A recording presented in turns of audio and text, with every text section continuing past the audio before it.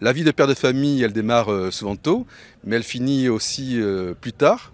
Et comme on l'a dit souvent ici, père, on le reste toute la vie. Comme on n'imagine pas de se livrer tant qu'on n'a pas vécu ce pèlerinage. On se livre plus qu'à son meilleur ami. Donc ça, c'est des choses étonnantes, avec une fraternité qui se fait, mais naturellement, tout de suite. Et je pense que la force de ce pèlerinage de manière générale, notre chapitre en particulier, c'est qu'effectivement, il y a cette fluidité qui permet d'être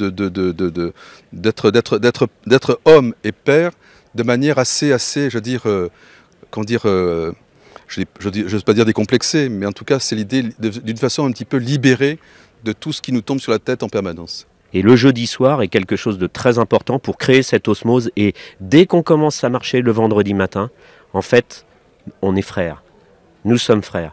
Et on avance sur le même chemin avec effectivement des valises d'un poids différent, d'une envie différente, etc. Mais en tous les cas, cette fraternité, elle existe effectivement dès le début. Donc oui, on peut se parler entre frères et entre pères. Les gens viennent, j'ai failli dire un petit peu comme ils sont.